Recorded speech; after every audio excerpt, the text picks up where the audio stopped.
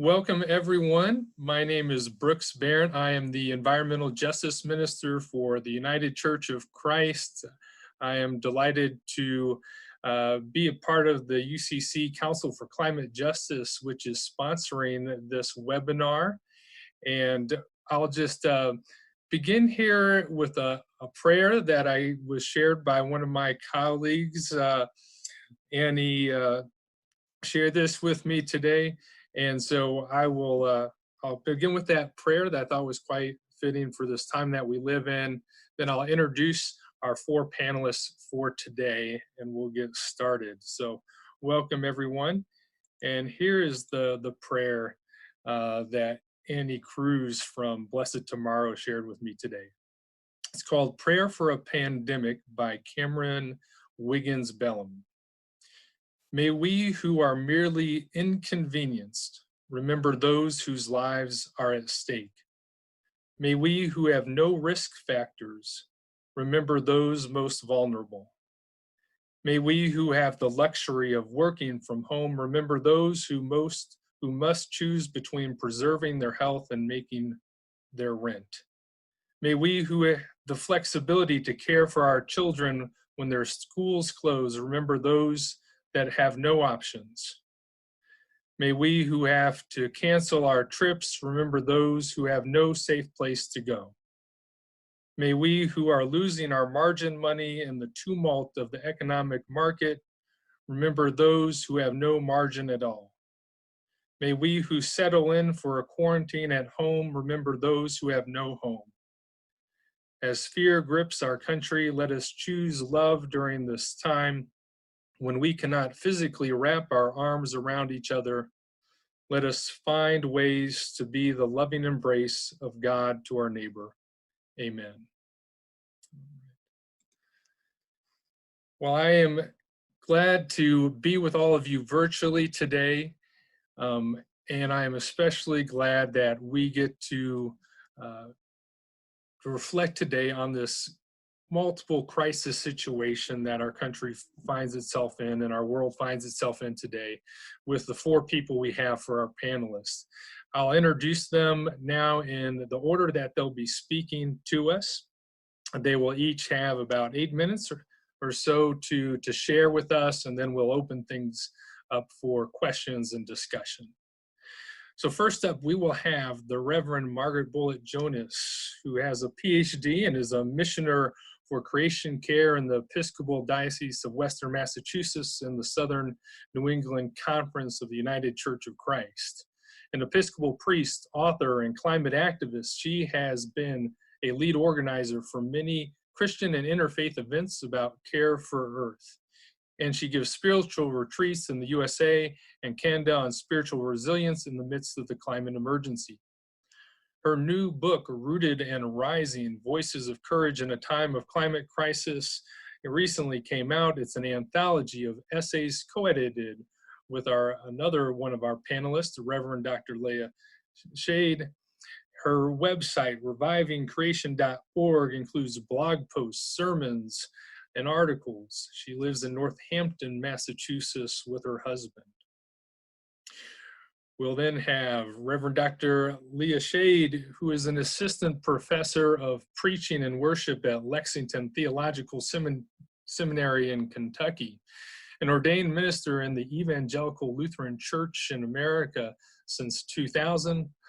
Leah has served congregations in rural, urban, and suburban settings. Her publications include Creation Crisis Preaching, Ecology Theology, and the Pulpit, as well as Preaching in the Purple Zone, Ministry in the Red-Blue Divide.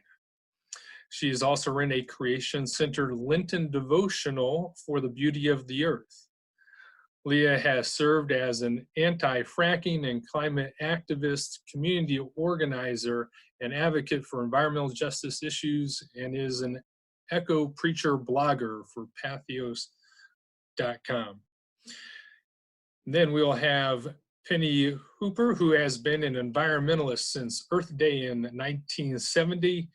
She was trained and worked as a biologist for many years in research, in professional scuba diving, and in teaching. She and her husband ran a mom and pop business called Hooper Family Seafood for 45 years on the pristine waters of Core Sound in eastern North Carolina. Living and working on the water over this time frame allowed her to see directly the effects of climate change with rising sea levels, increasing precipitation levels, increasing heat waves, and of course, more powerful hurricanes, 3 in the last 3 years. Since retiring in 2010 from teaching biology at a local community college, Penny has been a full-time environmental activist. And then finally, today we will have Jim Antal, who is the author of the acclaimed Climate Church, Climate World. He currently serves as special advisor on climate justice to the General Minister and President of the United Church of Christ. For 12 years, he was a UCC bishop, conference minister for 350 UCC churches in Massachusetts. Over his career, he has been a pastor, chaplain, and nonprofit executive director. He has won numerous awards for his activism, including Yale Divinity School's William Sloane Coffin Award for Peace and Justice.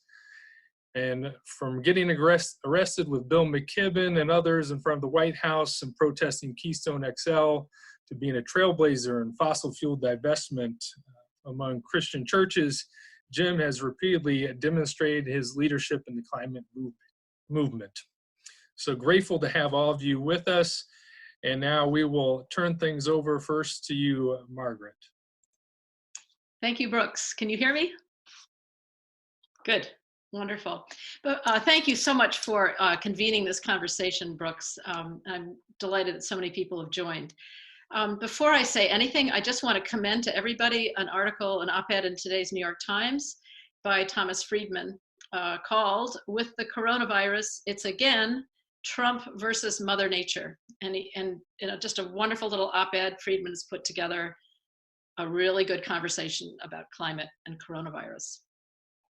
So I thought in my little bit of time, I would just quickly walk through a short article that my friend and colleague Leah Shade and I co-wrote that was just published last week by Earth Day Network.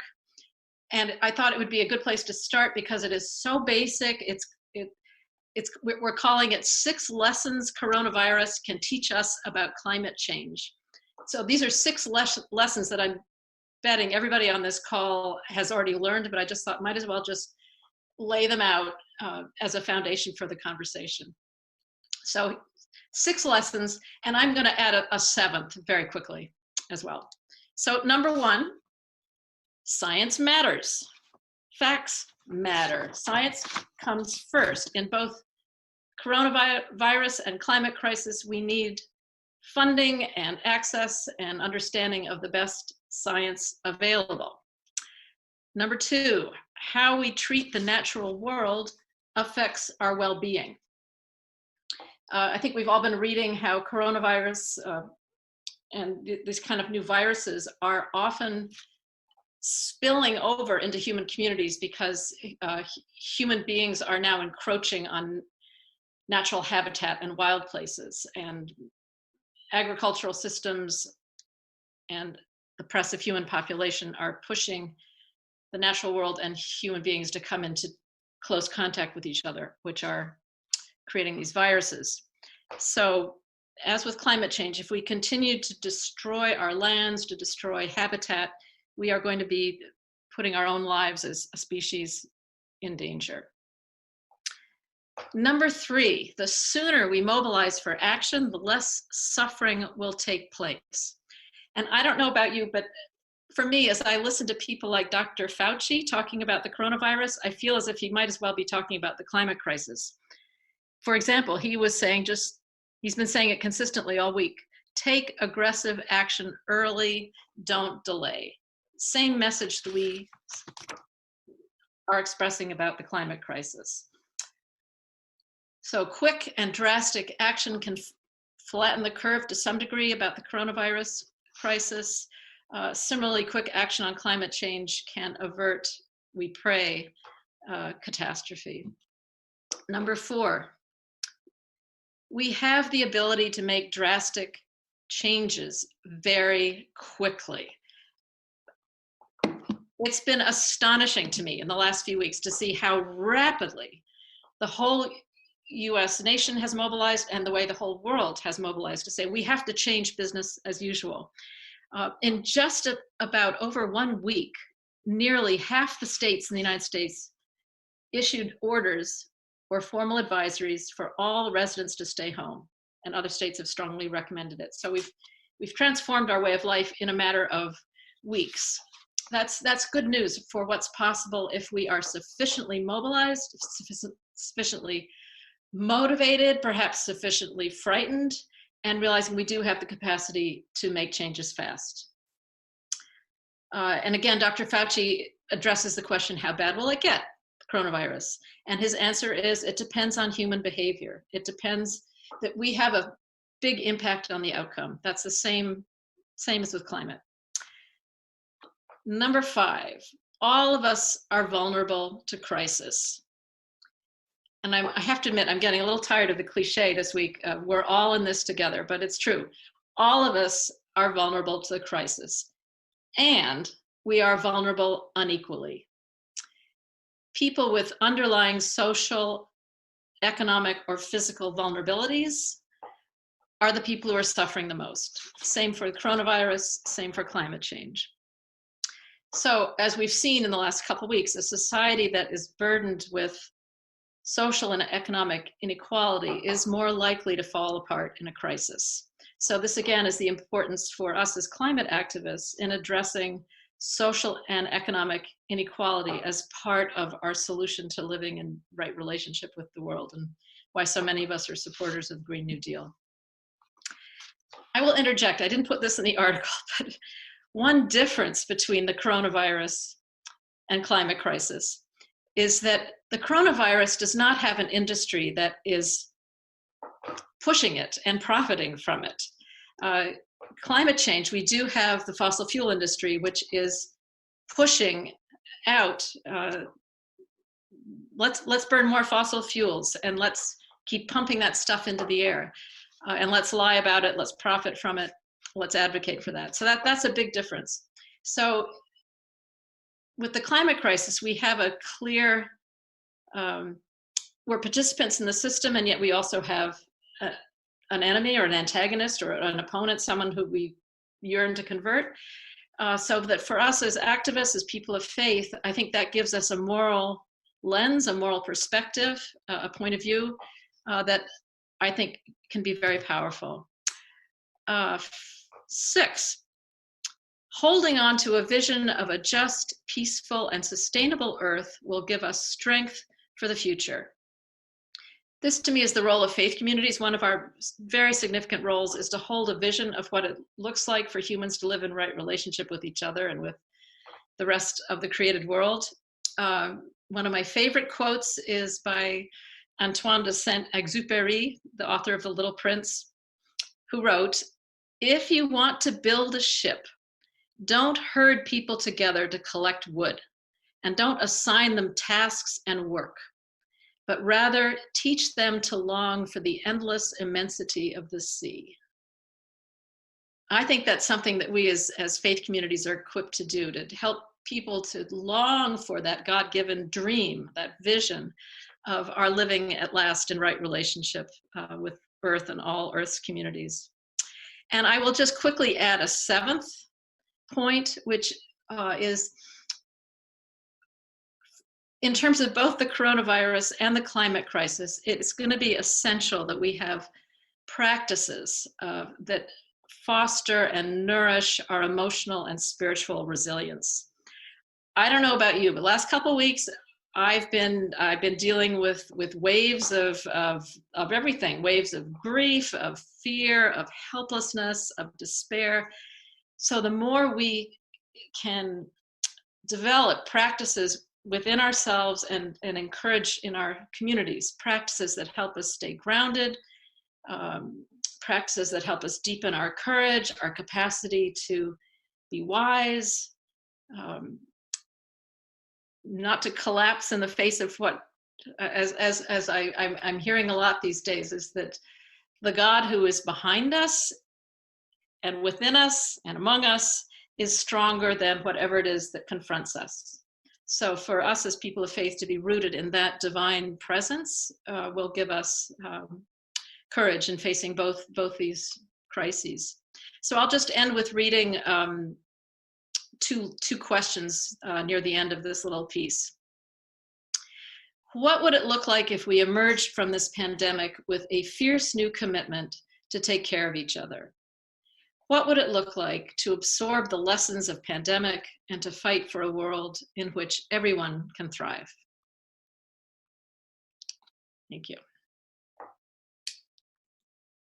Thank you so much, Margaret. And we will now transition to Leah.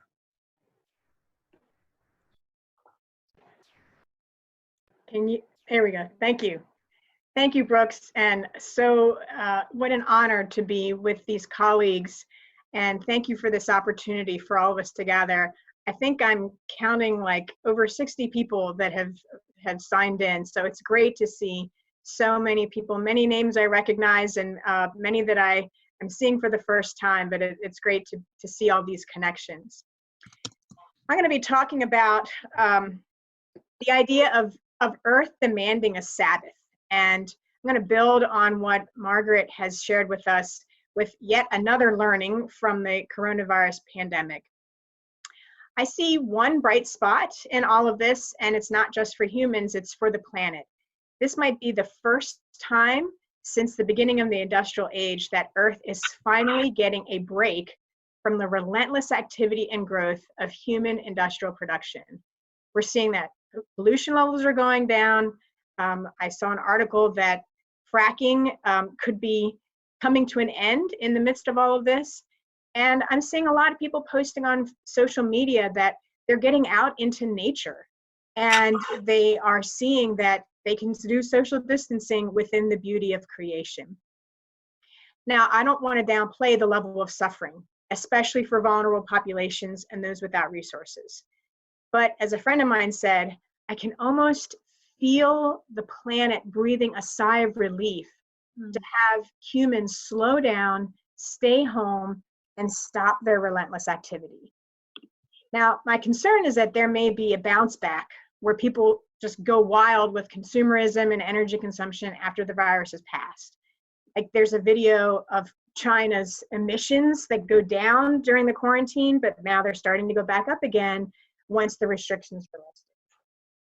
So I'm noticing that there is some new terminology emerging about the need and feasibility of a new way of being and doing in the world going forward.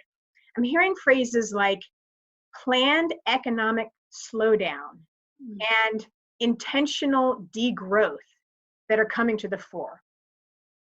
And I'm thinking to myself, well, you know, those of us in the Judeo-Christian tradition, we know that the Bible was way ahead of the game with this concept.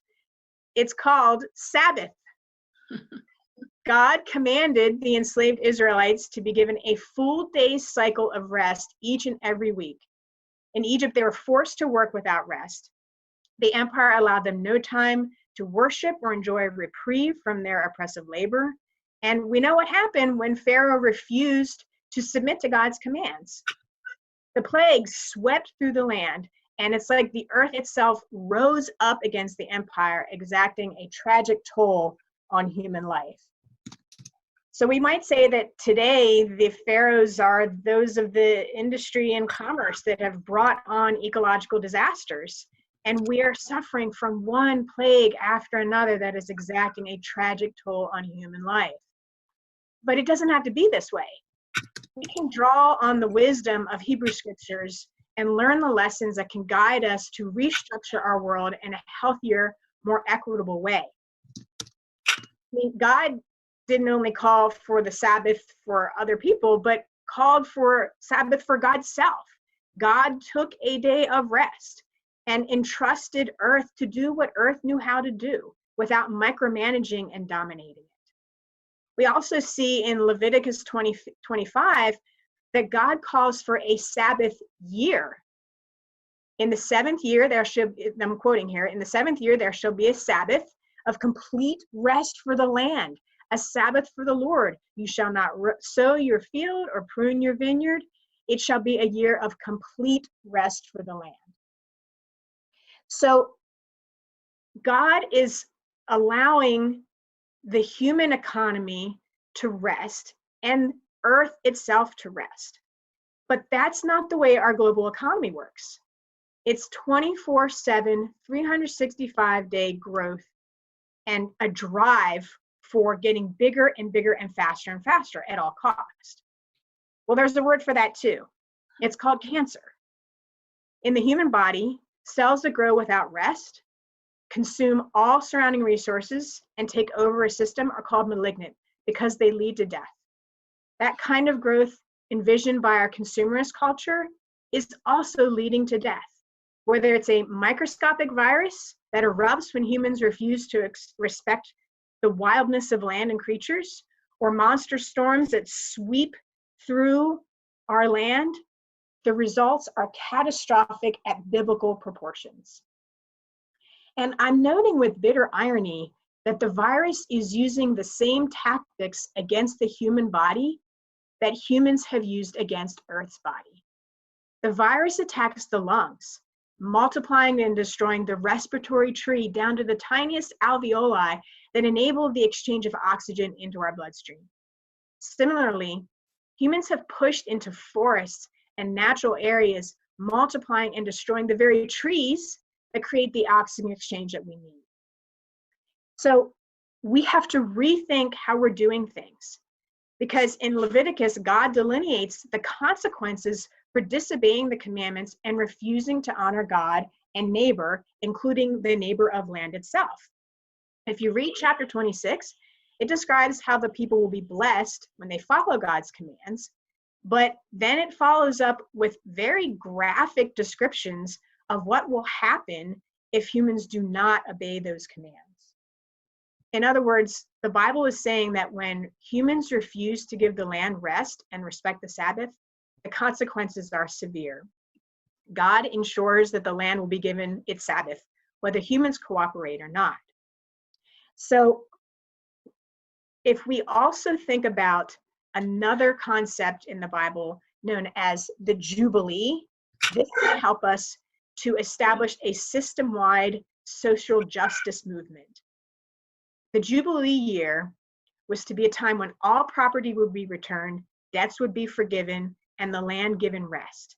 It would be after the 49th year, the Sabbath of Sabbaths. So on the 50th year, they were commanded to care for each other and forgive debts, and everyone was to be set free. So I think it's interesting that on the 50th anniversary of Earth Day, Earth is finally getting its Jubilee year. One tiny virus is attacking us, slowing us down, and even stopping us in our tracks. So as Earth is finally getting its Sabbath, we can use this time to rethink our relationship with the planet going forward. We can make different choices that protect both Earth and our neighbors.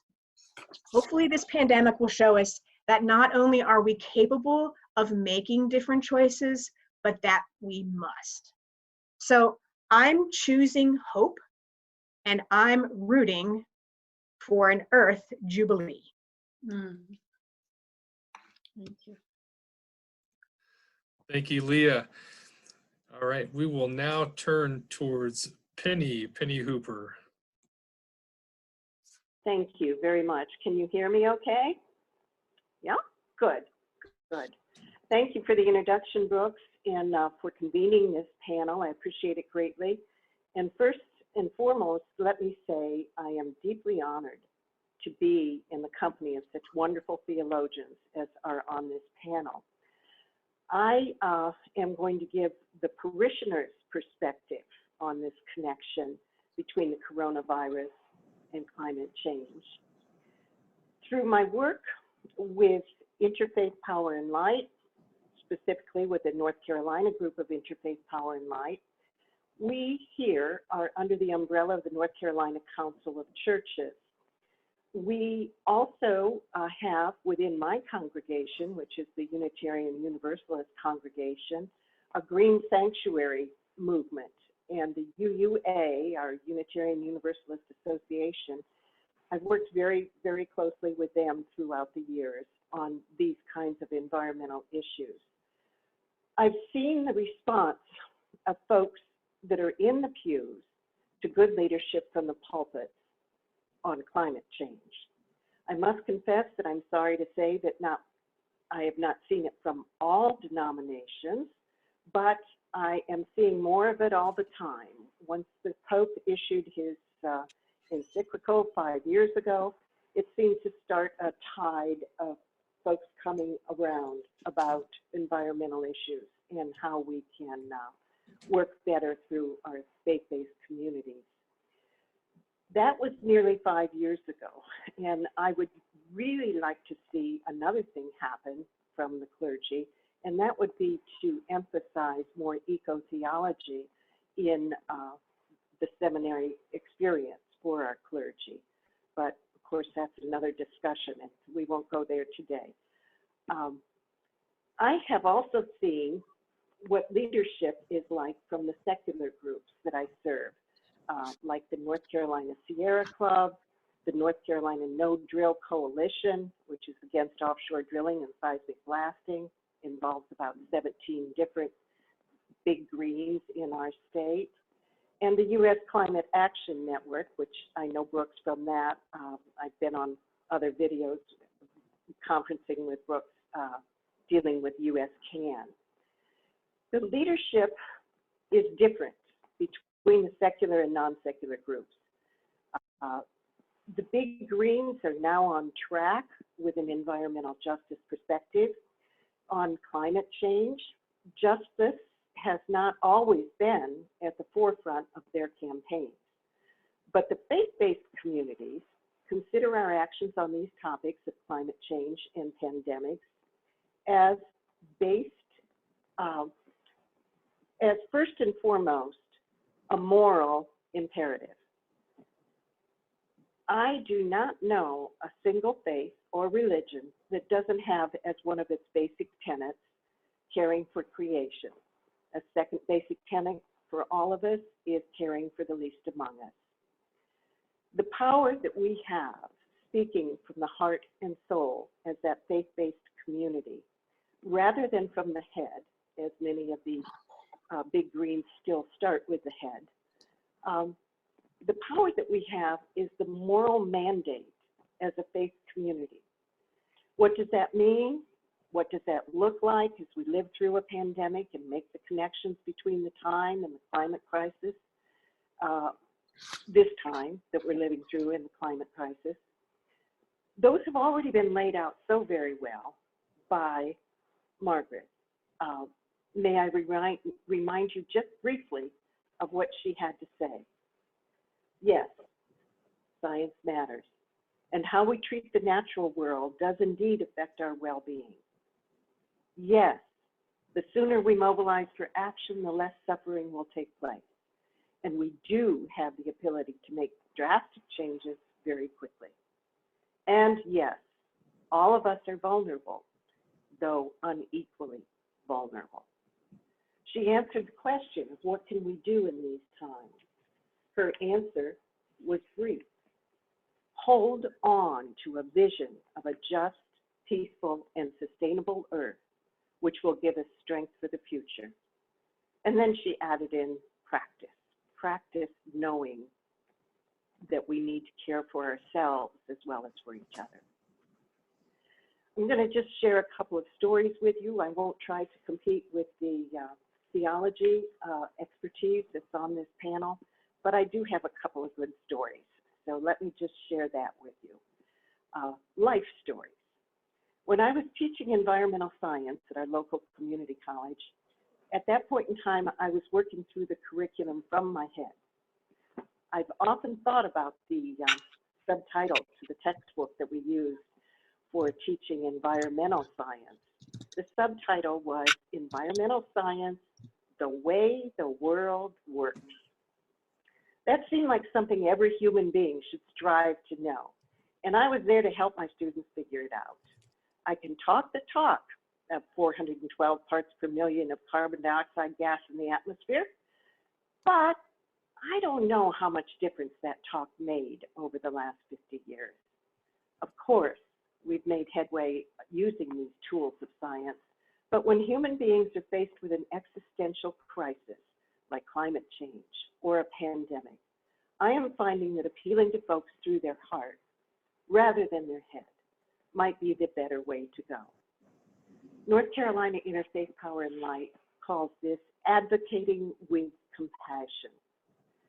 Sharing with people about what we all love and care about the most seems to bring us together to a mutual goal much faster than parts per million of greenhouse gases. I usually begin when I'm talking with my friends that might be on the brink of caring about climate change but haven't finally stepped over yet. I usually begin with comparing notes about what our children enjoy doing when they come home to see us, and my one grandchild when she comes back to visit. These friends of mine, I live in an area where it's 70% red. I know they didn't vote the same way I did all the time. But when we talk about issues that are from our heart, what our kids like to do when they come home, maybe it's swimming in the ocean, maybe it's walking the beach, I can then compare notes and bring it around to maybe, well, what do you think about offshore oil drilling? What if we had oil rigs off there? And if we decided to move to drilling offshore rather than going with renewable energy?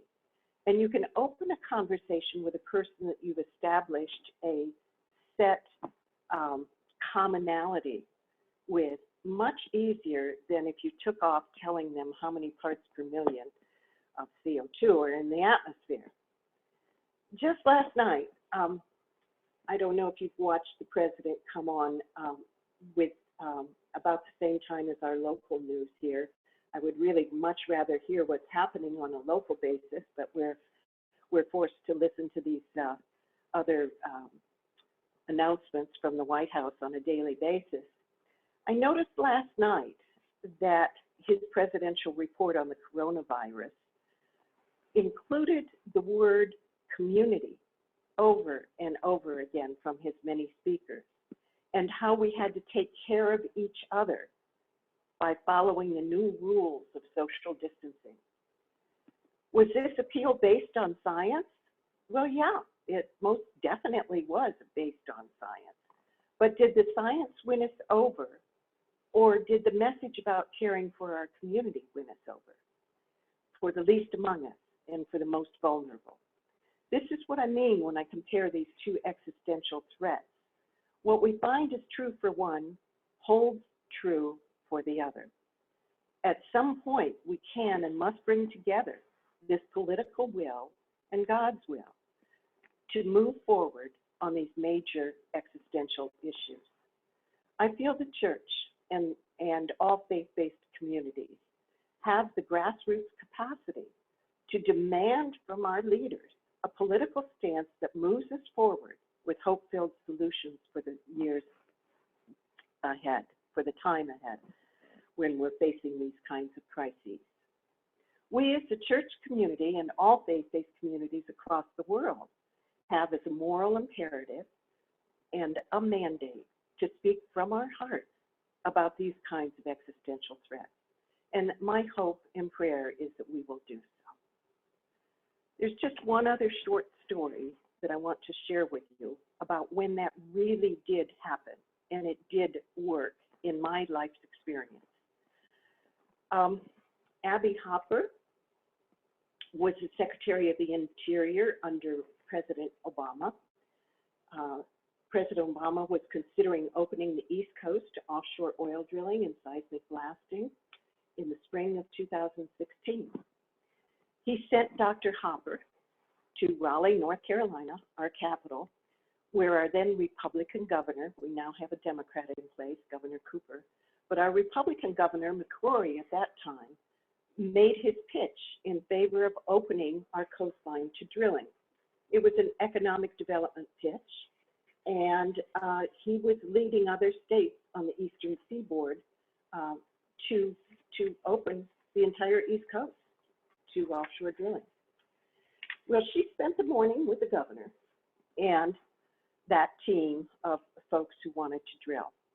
And the Big Greens, North Carolina Sierra Club et al., spent the afternoon with her sharing the opposing point of view, why we should not drill.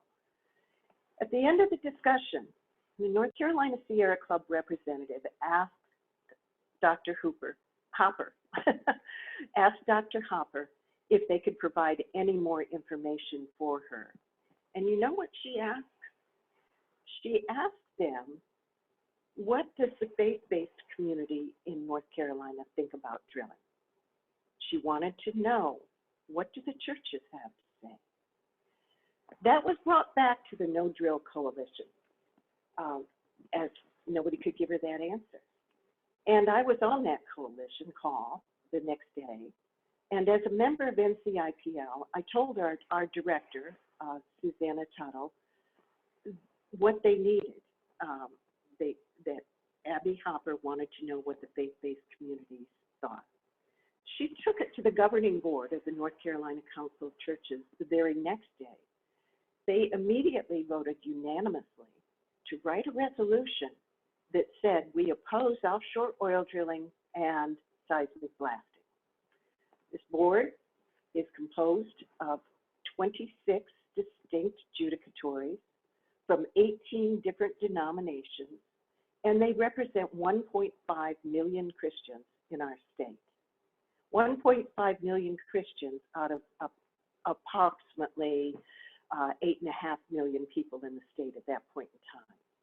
Does everybody that's sitting in the pew know that they unanimously oppose offshore drilling? No. Their leaders do. The clergy do. And those folks spoke loud and clear. And the following day, they sent that resolution off to Abby Hopper. And I'm not saying it's completely because of this action by our church, but within a few days, North Carolina was removed from the action to drill on the eastern seaboard. That's powerful. We are powerful. We can make a difference. I'd like to end my little spiel here with a question that I always ask my students when we finish the semester. You've got the final exam all over. You're done with these young people who you've been molding for an entire semester. And I always read them a poem that's my all-time favorite. Perhaps some of you know Mary Oliver's work, and this one is called The Summer Day. And the question she asks at the end of that poem is, what will you do with your one wild and precious life? And that's what I ask of all of us today. What will we do with our one wild and precious life? Thank you. Thank you so much, Penny. Delighted to have you with us and for you to share your perspective and your stories. We'll now transition to our final panelist, the Reverend Jim Antal. Jim?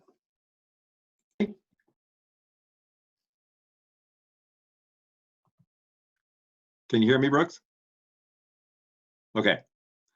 So first of all, I just want to say for those of you that are preachers, I think there's been a lot of good material for preaching that has already come about here. I'm going to add just a little bit to it. I want to amplify a point that Margaret made, her fourth point. I wrote an article that Brooks will post the link to in Sojourners a few days ago. And the way I think of it is that humanity is rediscovering our superpower at this point in time, that we can make radical change more quickly than we ever imagined. Suddenly, business as usual is no longer a stranglehold on society. When humanity unites in a common cause, phenomenal, rapid change is possible. Now, Congress at the moment is on a 3-week recess, but proposals for another $2 trillion resolution are under discussion. And some are calling it an infrastructure bill, but it seems to me it could also be called a Green New Deal. So possibilities abound. For my second point, I want to say that like the coronavirus, climate change is also a public health crisis. As we are now seeing in a public health crisis, people make unprecedented changes in their behavior because we value our own life and we value the safety of others, particularly those we love. In other words, you could say society is practicing the golden rule. Now, climate scientists and climate activists know that the death-dealing consequences of climate change are as certain as are the anticipated death tolls of the coronavirus. But few, if any, Americans would say that climate change poses an immediate personal threat. So the task for people of faith, as well as the task for activists, is to extend our care and concern to expand the circle of justice, to enlarge the golden rule, to include people half a world away, as well as unborn generations whose lives will be taken when the environment is no longer supportive of life as we know it. I'd suggest that we each ask ourselves, what are the new, imaginative, innovative, entrepreneurial ways people of faith and activists can enlarge the golden rule? For my third point, I just wanted to mention that in China, just 2 months of reduced pollution is likely to have saved the lives of 4,000 children under the age of 5 and 73,000 adults over the age of 70. Brooks will post a link to an article from a Stanford professor who's done those calculations. We need to use the present challenge to create a functioning economy that supports people without threatening life on Earth, including our own.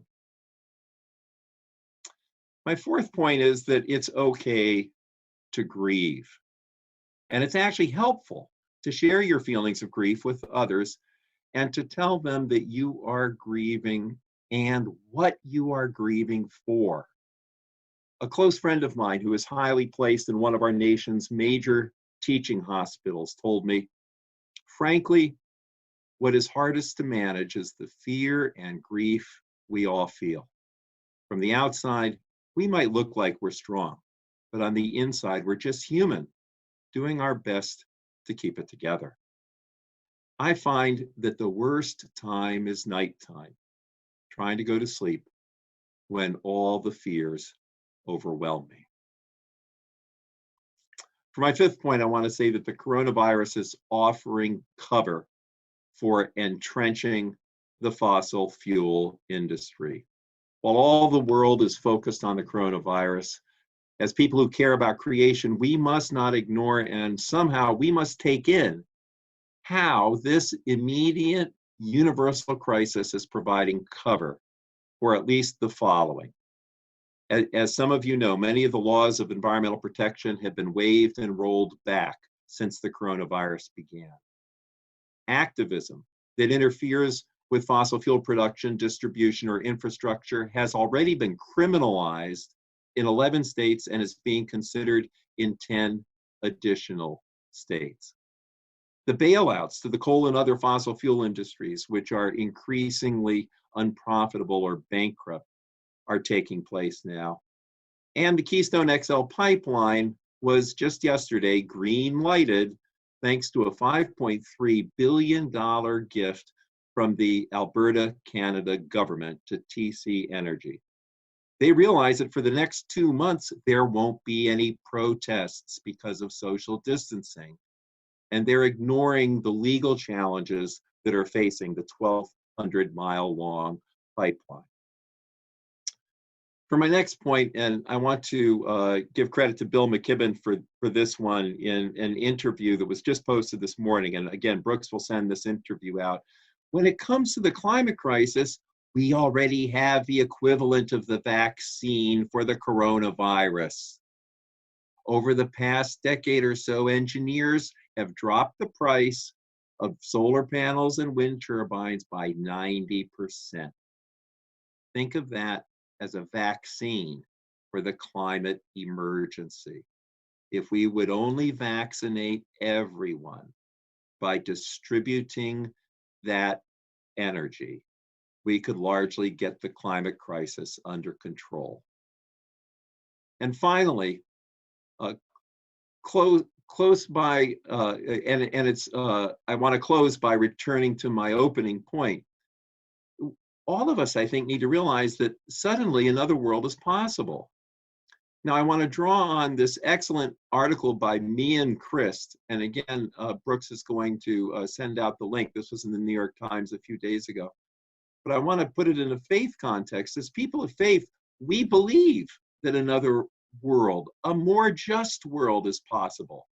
If America can respond to the coronavirus with a $2 trillion bill, we can decide to make it a priority to build a carbon neutral society. We can create millions of meaningful jobs in areas such as education or medical care or housing and clean energy, with an emphasis on shovel-ready projects that put people to work immediately.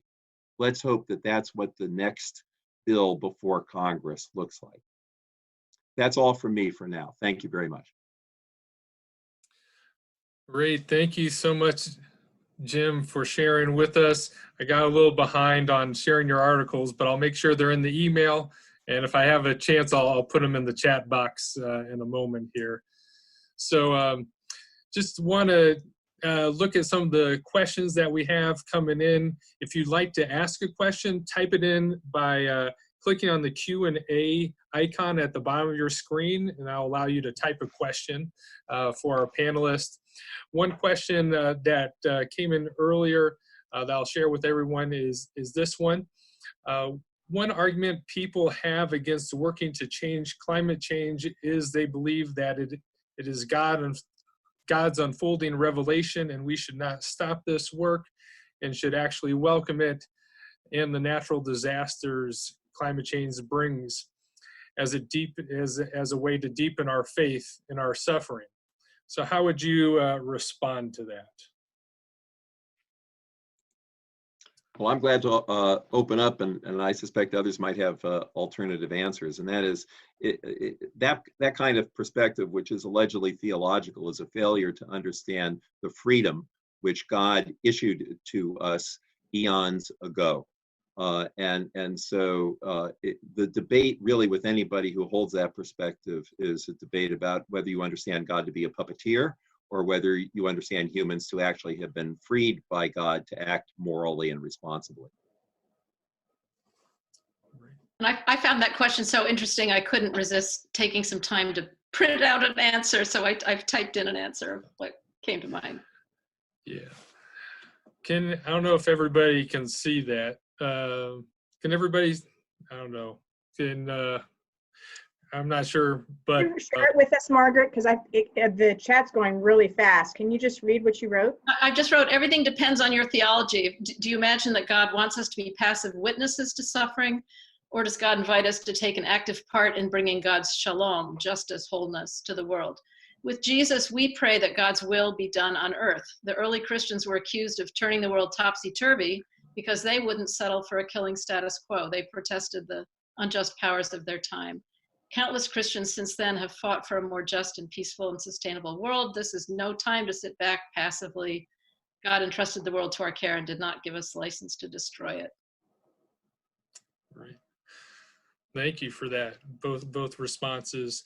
Either of our other panelists have a response they would like to share?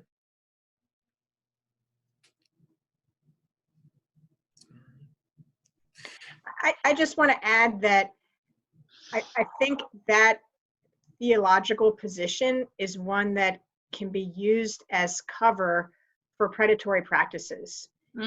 If you convince people that what's happening is God's fault, then that exonerates those who are actually doing the problematic behavior. So it's scapegoating God for what humans are doing. And I would call that theological malpractice. If I can just jump in again, thank you, Leah. My mind goes to Walter Brueggemann, who talks about the two kinds of consciousness. I'm not sure what the is it called Priestley? Was that what he called the first one? The one consciousness is like Pharaoh's consciousness, and it says there's nothing you can do about the social system. The status quo is eternal and it's blessed by God, and it's this kind of kingly royal consciousness of you just let it be. It's God's will. And then there's the prophetic consciousness, which has the power to imagine a better future and to say, no, things don't have to be like this. We don't have to settle for this. We can work together to create a better world. And so he's inviting us to use our prophetic imagination to step out of that passive status quo predatory place to be really agents of God's justice and reconciliation.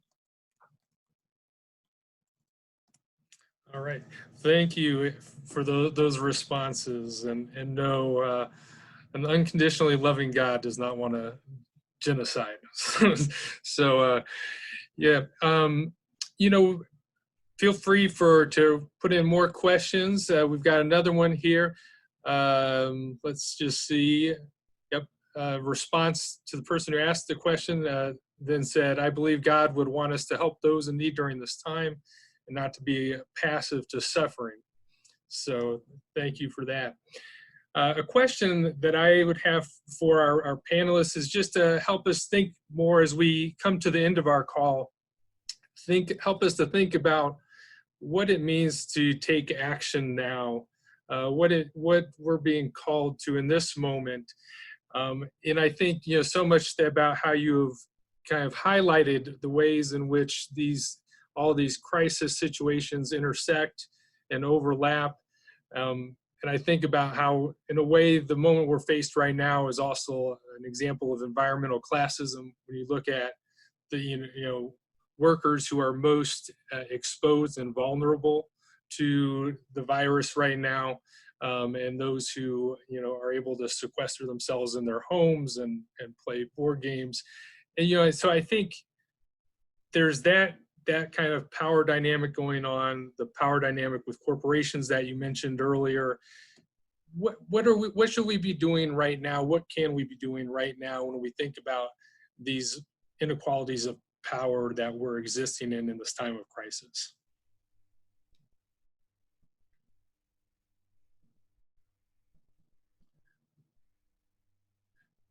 Anyone want to take a stab at my beautifully rambling question there? I'll take a stab at it. During the week in which we will be celebrating the 50th anniversary of Earth Day, there were all kinds of planned activities throughout the country, and distributed activities, for example, around the 5,200 branches of Chase Bank, which is the largest funder of fossil fuel enterprises. One of the things that's being worked out now is for hopefully tens of thousands of people to take their Chase credit cards and film themselves cutting them in half. And that we will sequence these films in such a fashion that Chase gets a universal message that their financial leverage is not to be used to destroy the earth and also to destroy people's lives. That's just one example, but I think emerging in the week after Easter and the week before Earth Day is celebrated, there'll be many, many other ones.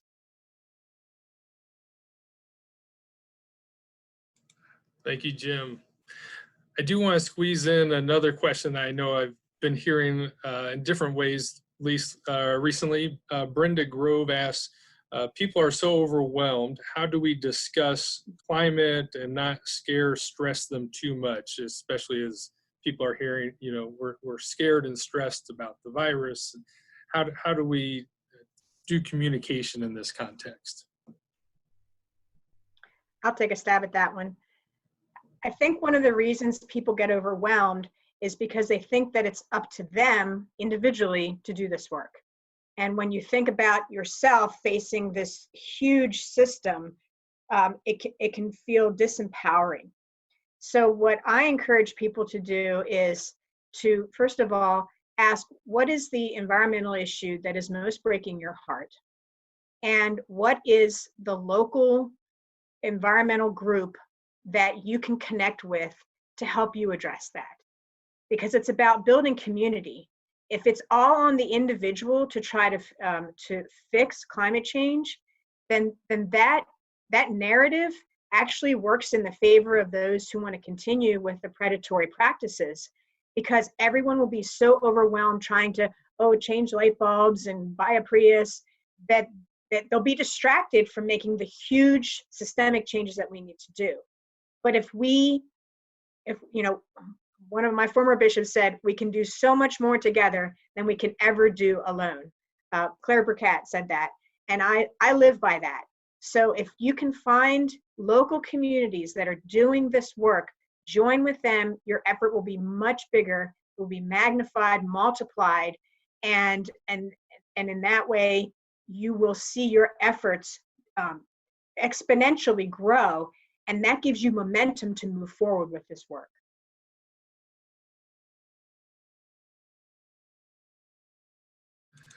Thank you for that answer and response. I'm going to bring us to a close now. Unfortunately, we don't have time to get to some of the questions that just popped up, but I'm realizing that now is a time where poems and prayer are especially powerful, and so I wanted to share with you one poem that was recently sent to me that was written by Hope Douglas Harrell Mold. And so the poem is entitled Hope in the Cracks. In the cracks, there's always hope, where a new world is not only possible, but already on the way, seeping in unseen, flooding forth imperceptibly, with a resurrecting light, opening a new way, with healing touch, midwifing a new day. Believe it, for this is true, in the cracks, there is always hope.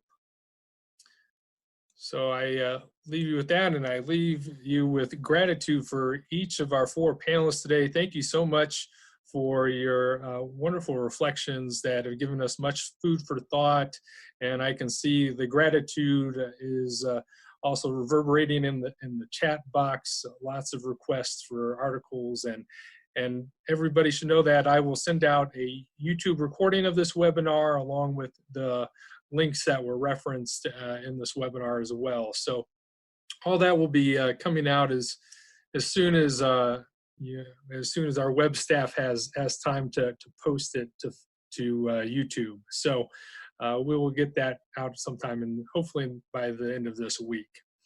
So thanks again to our panelists, and thank all of you for attending and being with us today. And with prayer and with love, let us continue on in this virtual world of community. Thank you.